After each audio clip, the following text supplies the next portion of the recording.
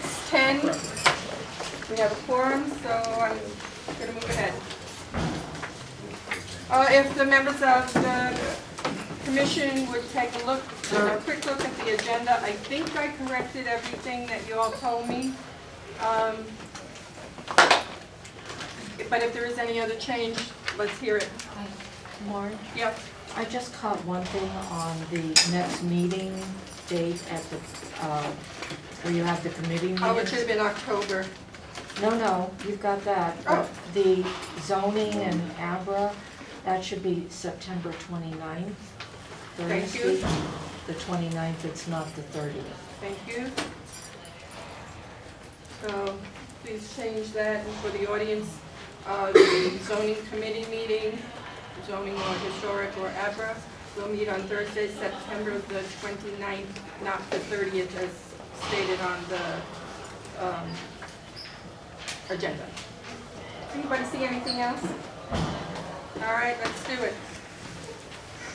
Is anything here? No. I move that we approve the agenda as printed. Thank you. I second. All in favor? Aye. Okay. Approval of the minutes? I move that we approve the minutes for July 2016 for ANC 6E with any corrections. Seconded. All in favor? Aye. Great. Present, let's do a roll call. 601, Present. 2, 3, 4, Here. 5 is me, 6, and 7. We do have a quorum and we can conduct business. Okay, men in blue, you guys are up. Who wants to be first? I'll go first. All right. So this is 5D. For those of you who know that I represent 2 blocks of 5D, and those are literally 2 of the more active blocks in my entire area. So in July, it was, you probably didn't hear about it, but it could have been frankly horrific. So on the 200 block of New York Avenue, do you remember the date? The July 25th. 25th. I got a call from one of my constituents about 4:30 in the afternoon. He says, go over to the 200 block of New York Avenue. This is where all the shops are. He says, people have been shot. All right, so I happen to be in the neighborhood. I buzz over there, and so what I saw was just frankly awful. There was over 30 shell casings on that block. So there was traffic, there were the shops there were constituents there.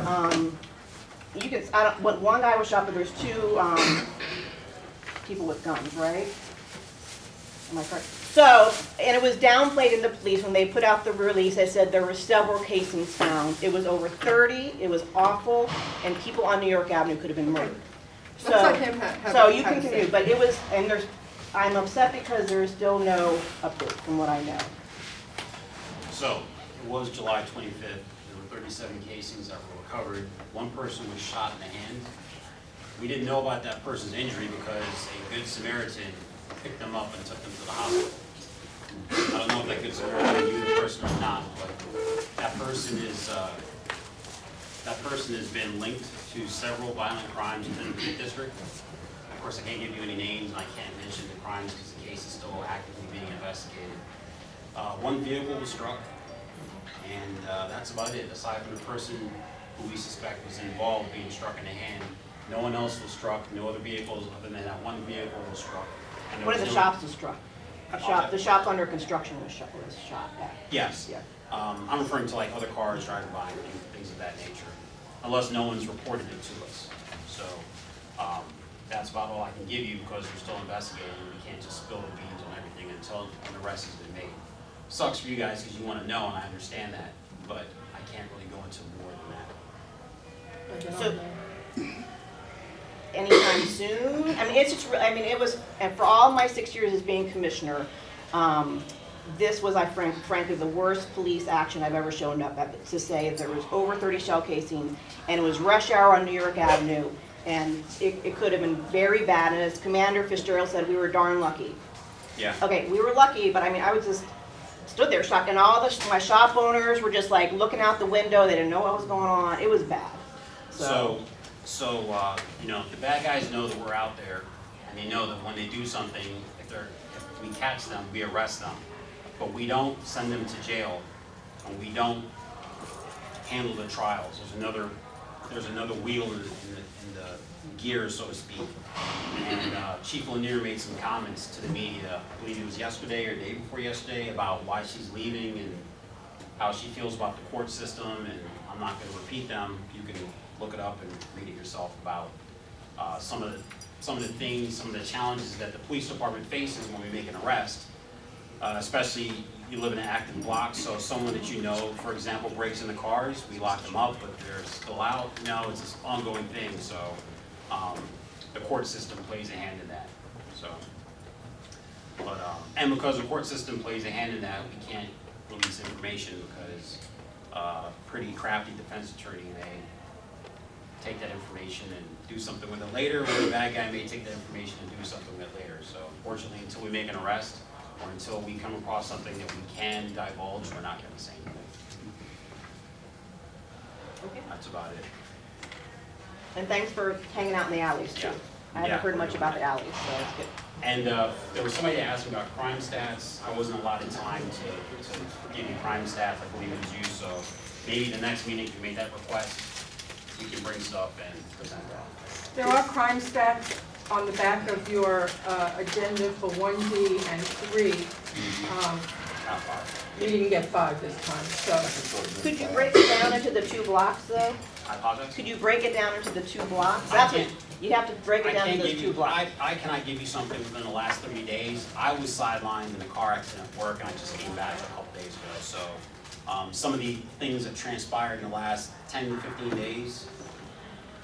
No, for future, for future. Oh, for the Could you future. break it Oh, down, yeah, there's yeah, literally sure. those 2 blocks, that's it, that's all we got. Okay, yeah, no, that's not a problem. I thought you wanted me to talk about. No, no, no. Yeah. Just the 2 blocks. Alright. Sheriff, let me know where those 2 blocks are. I'll see if I Okay. can Google it on the crime map, Okay. add it to the map for the next. All right, very good. Okay, Thank you, Frank, All I right. appreciate that.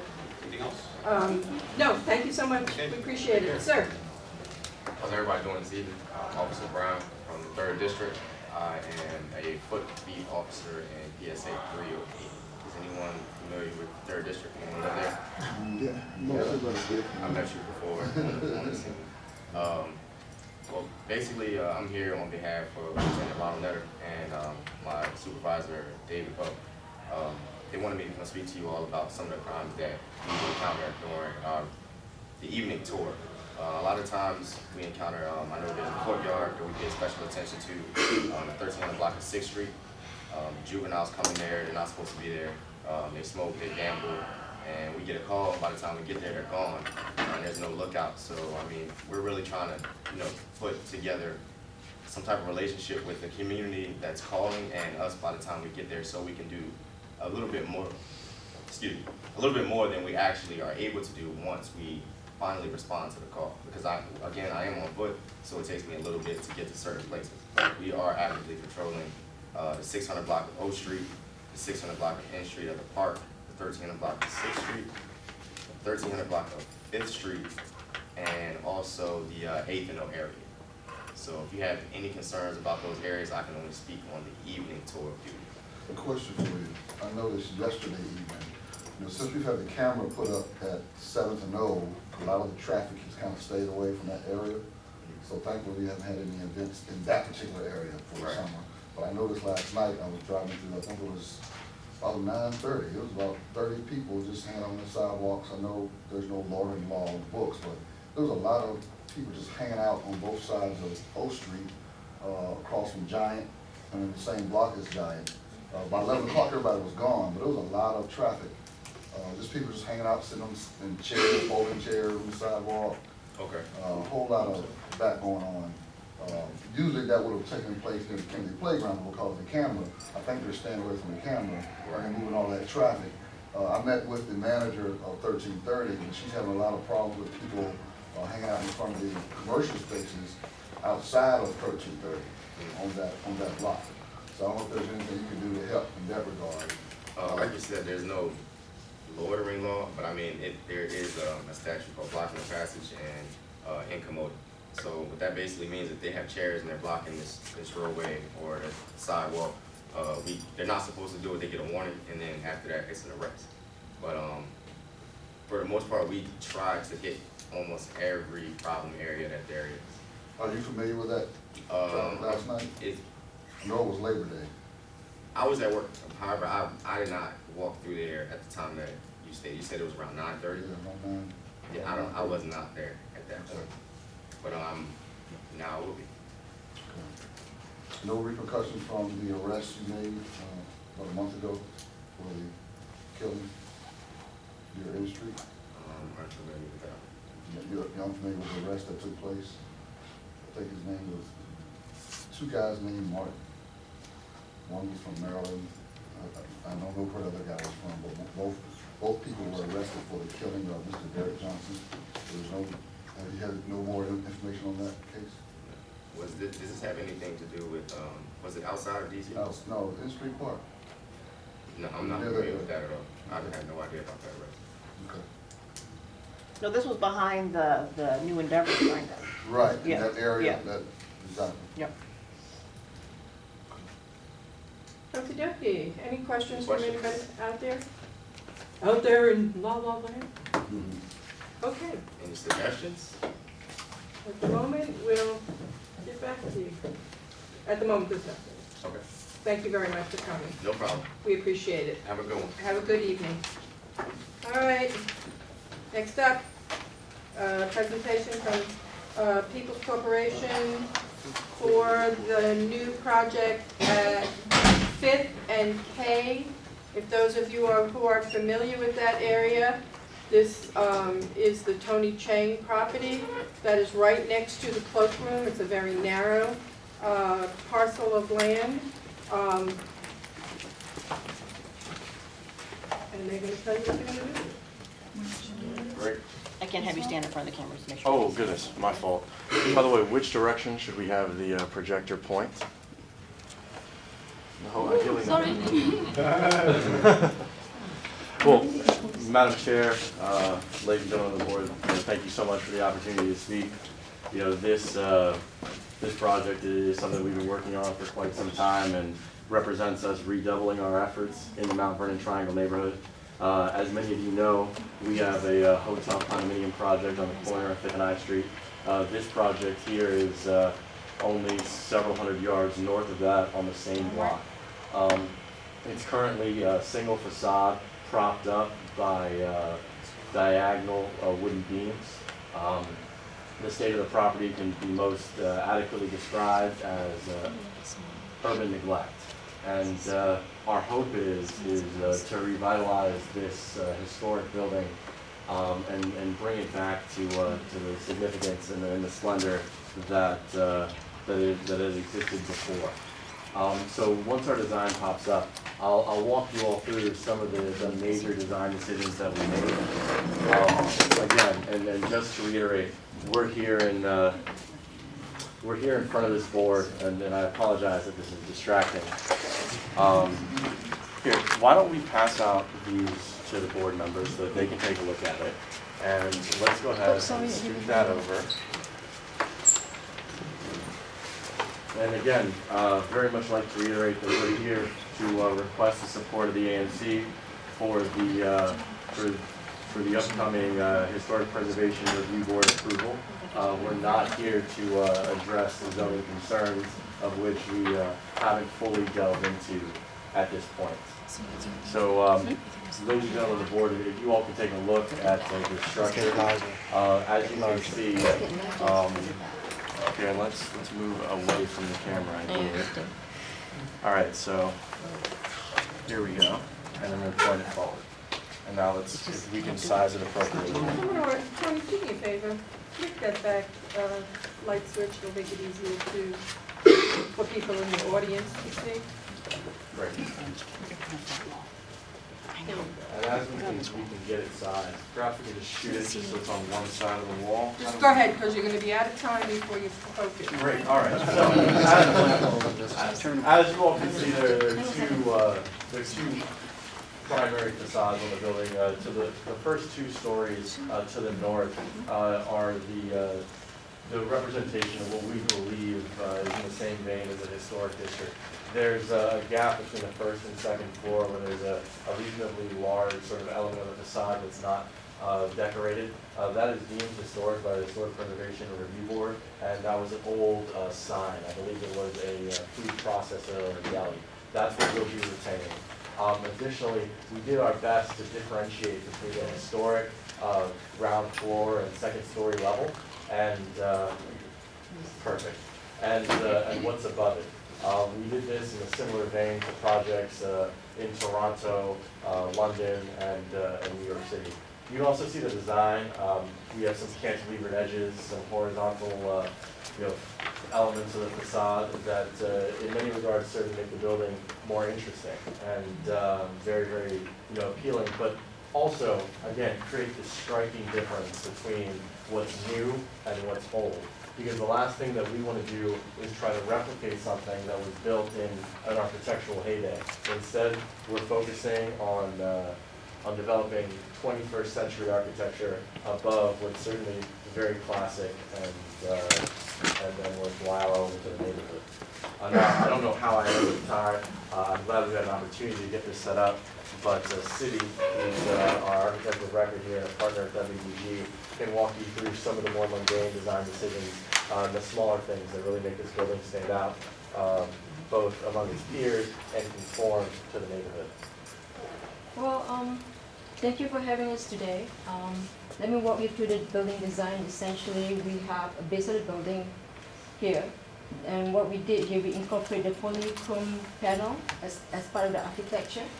And I know we get some comment from HPRB staff and also some of the ANC members saying that we need to emphasize the ground floor element. So we're working on developing this design right now. So we're wrapping it up for next week's submission. So we're going to push this back about a feet or so to emphasize the ground floor area. So we're going to have some sort of a retail or maybe residential amenity on the ground floor, and this is actually the entrance to the residential lobby. The 2th floor here is actually going to be the more residential floor, and then the 4th floor we set it back approximately about 5 feet to create some area for patio, and you can put plants, people can hang out here, so it creates some texture and color to the building. As you go up the building, we start twisting and angling the facade of the building to create some dynamic movement to the building, and we also clad the building material on top of the upper floor to be a bit more different from the rest of the neighborhood, as you can see here. So it's going to be glass and metal, so it's a bit more light and airy and a bit more unique to Washington, D.C. I just want to ask one question. The other night, you guys did not say anything about retail. Well, Has that changed? yeah, I think we decided not to have retail. We're going to proceed. Well, you just said there was going to be retail, so I So- want to make so- sure that it's just what you told us the other Sure, night. sure. So it's residential primarily. Now, one of the discussions that we're going to need to have when we come back in front of you for our BZA submission as to whether or not retail will be appropriate at this site. So only a very, very small portion of the site is within the Mount Vernon Triangle sub-area, and then that would have a retail requirement. That also has a ceiling height requirement that differs from the ceiling height requirement for a residential building. And so, in effect, we're caught in this no man's land where there's a zoning line that transverses through our property and catches a small subset of that. So we're working diligently with Shane and Chip Glasgow at Holland and Knight to resolve this land use issue and come in front of the board with a comprehensive and concrete plan with regard to retail by the time we get in front of you for our BZA submission. So I don't know if you want to see the floor plan, but I think I just walk it real closely past. So this is the ground floor plan where we have the residential lobby here, and that's going to be the residential amenity with some back parts area with service from the alley. And then this is typical second and third floor plan where we have the residential unit with some roof terraces from the alley side. And this is the typical floor from 4 to 10. So it's going to be all residential unit from that on. So this is the setback area where you see the relief on the base of the building.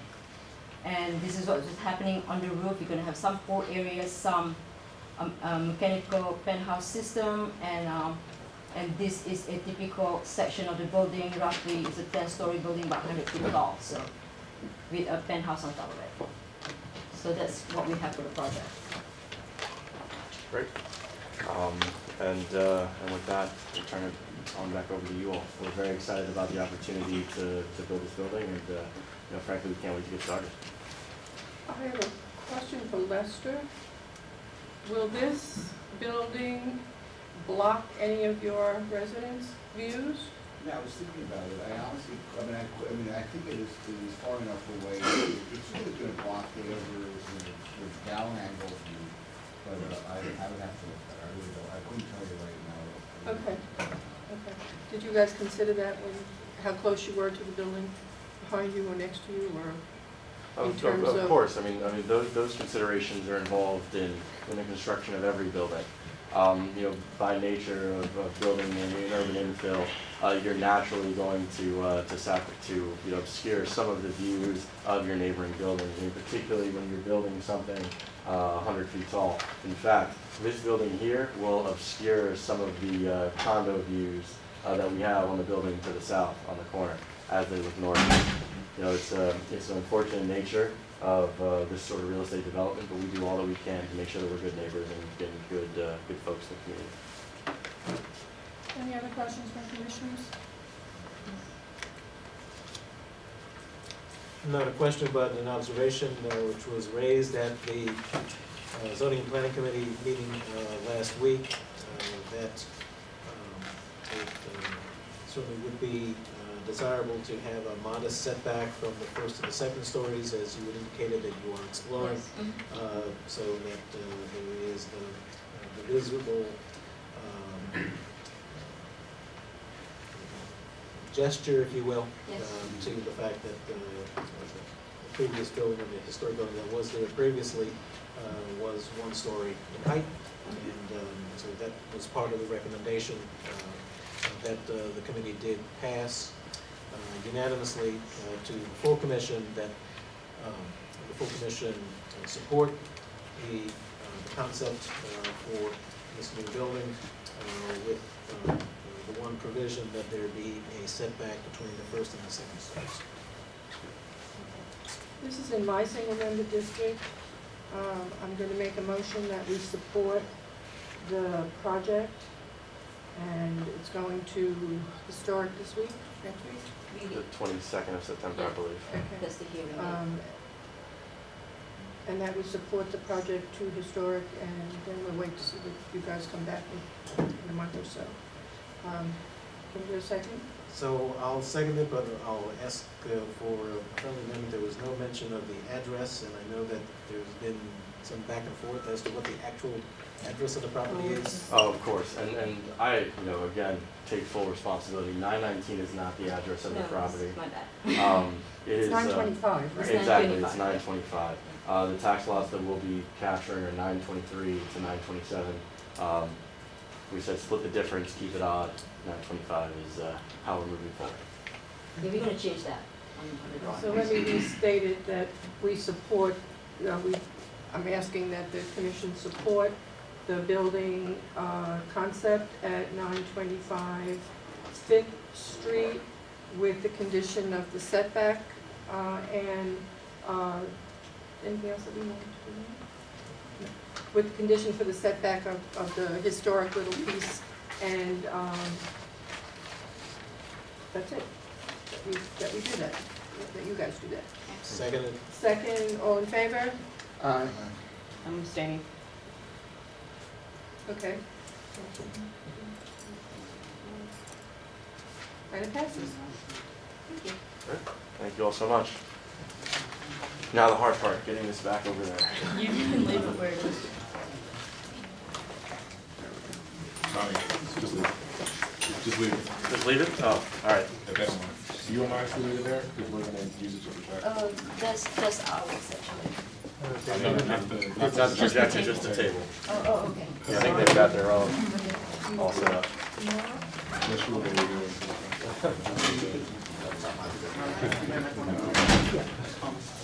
Who do you want me to give this to, guys? I'll take it. Or Shane, you got it? It's okay. Excuse me. Is it all right if we leave this here? Oh, yeah, Okay. Sign. Oh, you signed it, okay. Yes. Yeah, fine. No, I didn't. Okay, next on the agenda is 446 N Street, I know you're here. So come on down. We don't have a projector or slides. Okay, we all have the presentation. Handout and packets. I actually don't. Yeah, do you have any here? We only had, Printer issues, printer sorry. issues, so we only, sorry. I don't need one, because I heard it. And I sent it to you guys electronically too. It doesn't so. photograph it. Oh, okay, All right. okay. So this is in my area, and they're asking for relief for zoning for lot occupancy. And if you want to begin. So we're the owners of 446 N Street. My name's Marlene Welsh. This is my husband, Brian Shawley-Fashvili. We're here for a letter of support from ANC 6E to the Board of Zoning Adjustment. We are requesting from the BZA, as you said, a variance from the lot occupancy requirements to build a single-car detached garage at the rear of our lot, so the alley side of our lot. My understanding is that for the new zoning requirements, which I believe went into effect today, the maximum lot occupancy in our area is 70%. We are requesting lot occupancy of 72% for the building of our garage. The reason we are asking for this extra bit is we have limited storage inside our house. We have limited closet space available. So in addition to fitting a car into the garage, we have put in some extra square footage for storage, just things like bicycles, Christmas decorations, tools, what have you. We have a relatively narrow lot. It's 13.5 feet wide as opposed to, I believe the zoning is typically for an 18-foot lot. And so to get that square footage in a 13.5-foot lot, we need a little extra land. It brings us over that 70% lot coverage. So that is our request today. So what did 448 say? 448 was fine with it. They didn't. They just wanted to make sure we were going to check that nothing messed with their foundation, and our contractor already said he's going to do that. Okay, so as long as you guys keep in communication. Yeah, their only concern was what it might do to any underpinning Yes, for their absolutely, and that's existing always a structure. big concern with And us. that And was our one contractor of and the I- first discussions that we had with our contractor when he starts doing kind of the core sampling for Yeah. the foundation, was to take particular care on that side. Yes, we want because no the more existing collapsed structure. houses in Absolutely. 6004. But that was the only thing that they said. Other than Okay. that, it was very supportive. Because right now your car's in the street? We actually don't have a car yet. Oh, you're getting it. We're getting This is it. planning ahead because I'm Make not it getting a job garage, changes. yeah. Don't require one. Yeah. All right, so as you know, as you can see from the pictures, the 448 already has the extension, am I correct? They have a Yes. 2-car deep garage Correct, yeah. on that side. Yeah, and then the other side is the rental property. Yes, and it's open parking spaces Okay, back there. so this is, I'm totally fine with this, so. So make a motion, please. Yes, so I move that 6004 supports 446 N Street for the variance for the lock occupancy. 6004. I'm sorry, what did I say? You want 6E. Oh, 6 and 60, yes. Second, anybody? I'll second. Okay, all in favor? Aye. Aye. No opposed, no abstentions, you win, you got it. Excellent, thank you guys very much for your time. Yeah. Here you go. Thank you so much. Appreciate it. Thank you all for your time. Thank you for coming in.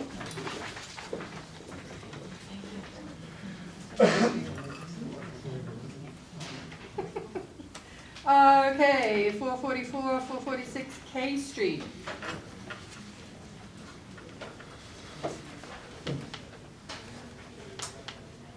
Did they know they were coming? Yeah, Nathan? Wow. Boy, I'm sorry about that, my friend. No show, okay. Well, What do you that's- think of that? I don't know. I had no message. Good, thank you. Sorry. It's okay, it's okay. Happy to see you. All right. Okay, Dante Brothers, Dante's Partners. partners, whatever.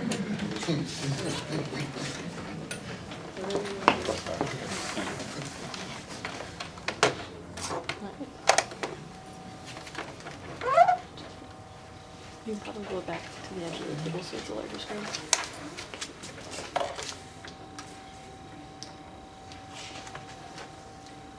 This is when we're.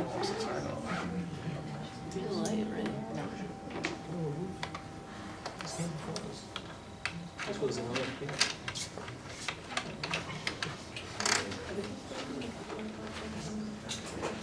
Seems like it's coming. No.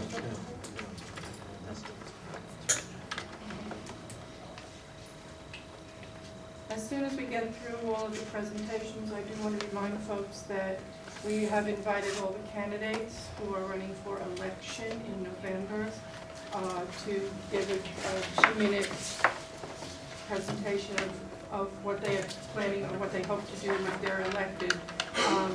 So we have some people that could make it and some who could not. So those who couldn't make it this month will be coming in next month. So we want to make sure everybody is recognized and everybody is heard so that people get an idea of what they stand for.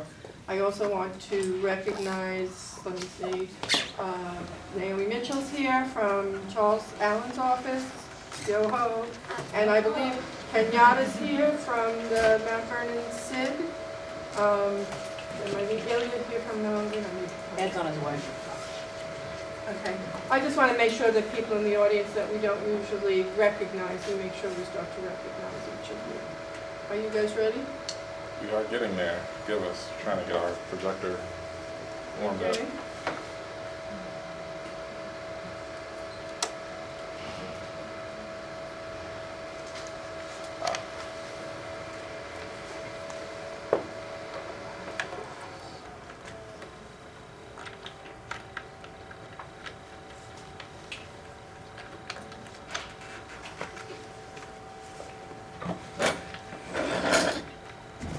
Tony, you're the official light switch person. Do you mind? Thank you.